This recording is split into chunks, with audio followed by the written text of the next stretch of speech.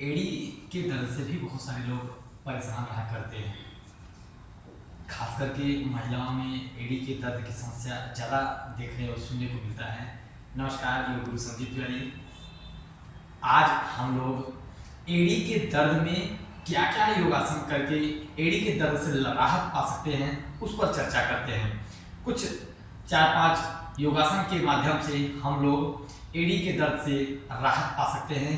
पहला, दंडासन कर लेते हैं। यूं ऐसे सीधा बैठ जाएंगे, दोनों पैर सीधा रख लेंगे, अपने हाथ को यूं कमर के बगल में रख लेंगे, हाथ के सीध में आते हुए यूं कमर के बगल में रख लिए और श्वास लेते हुए पूरे शरीर को ऊपर की ओर तानेंगे।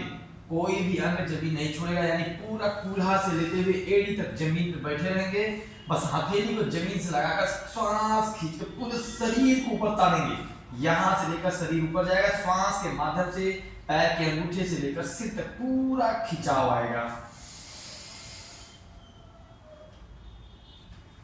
ये उंगलियां आगे की ओर खींच देंगे। इस तरीके से क्षमता अनुसार 10 सेकेंड, 5 सेकेंड, 15 सेकेंड, 20 सेकेंड रुकते हुए धीरे धीरे क्षमता को बढ़ाते हुए 3 से 5 बार प्रत्येक बार करेंगे, प्रत्येक दिन करेंगे।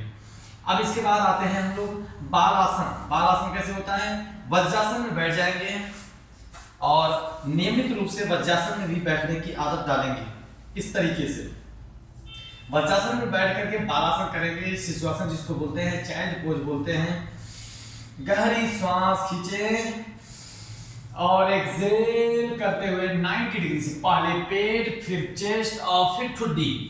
इस तरीके से हाथ को पूरा फैला देंगे और ऐसे रखकर धीरे से पूरा स्पाइन खिंच जाने के बाद ऐसे नॉर्मल कोहनी को भी जमीन से लगा देंगे और इस तरीके से रुके रहेंगे 10 सेकेंड, 20 सेकेंड तक क्षमता अनुसार। रुकने के बाद धीरे से श्वास लेते हुए उठेंगे।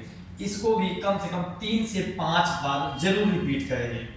इसके बाद आता है गोमुखासन। गोमुखासन कैसे करते हैं? यूं ऐसे बैठ जाएंगे और घुटने के ऊपर घुटना रखने की कोशिश करेंगे, एड़ी को अपने कूल्हे से लगा देंगे। ये तो श्योर है कि सबका इस तरीके से नहीं बन पाएगा, लेकिन पैर के ऊपर पैर चढ़ाने की पूरी कोशिश करेंगे। गोमुखासन के लिए यूं ऐसे बैठ गए, श्वास खींचते हुए जो घुटना नीचे है वो हाथ नीचे से पीछे लेते जाएंगे और जो घुटना ऊपर है वो हाथ ऊपर से पीछे ले जाएंगे।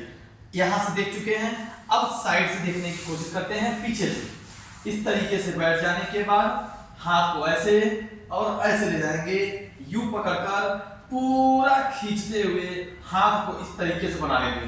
अब सामने से देखते हैं, इस तरीके से पीछे पकड़ लेने के बाद कोहनी को यूं नजर के सामने रखेंगे और दृष्टि को कोहनी के सम रखेंगे। श्वास होल्ड रहेगा, फिर एक्सहेल करके रिलैक्स होंगे और पैर को बदल देंगे। वही प्रोसेस इस तरफ से भी करेंगे, घुटना एकदम सीधा रखते हुए, एड़ी कूल्हे में सटा हुआ हो। राइट लेफ्ट मिलाकर 1 होता है, ऐसे ही कम से कम 3 राउंड जरूर करेंगे। इसके बाद करते हैं गोमुखासन। यूं ऐसे वज्रासन में बैठ गए, गोमुखासन कर चुके हम लोग। उष्ट्रासन, ऐसे घुटने पर खड़े हो जाएंगे, कमर पे हाथ रख लेंगे और श्वास खींचते हुए यूं पीछे की ओर जाएंगे। क्षमता अनुसार जिनका उष्ट्रासन बन जाता है वो अपने एड़ी पर हथेली को रखकर पेट को आगे खींचेंगे।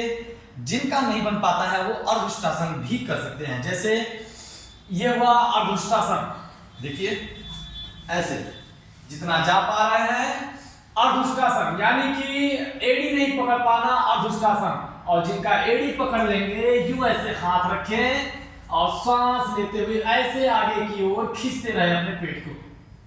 ये हुआ उष्ट्रासन। एक हाथ कमर पे रखते हुए सीधा होंगे, फिर दूसरा रख करके वापस हो जाएंगे। इसको भी अपनी क्षमता अनुसार 10 सेकेंड, 15 सेकेंड, 20 सेकेंड रुकते हुए 3 बार, कम से कम 3 बार जरूर रिपीट करेंगे। इसके बाद अगला आता है पिंडिकासन।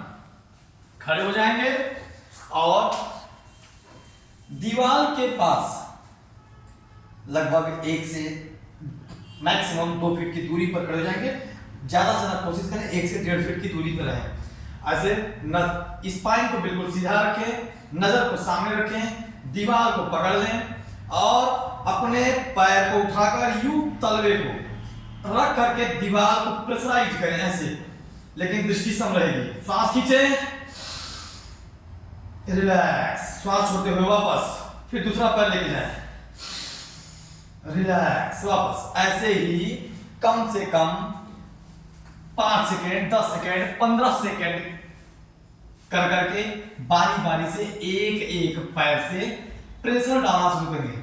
ध्यान दें, जब आराम से श्वास के माध्यम से प्रेशर डालेंगे, जोर जबरदस्ती शारीरिक प्रेशर नहीं डालेंगे। इतना अगर हम रेगुलर करते चलें तो एड़ी के दर्द में बेहद आराम होकर के बिल्कुल आराम हो जाएगा और एड़ी का दर्द बिल्कुल खत्म हो जाएगा। नमस्कार।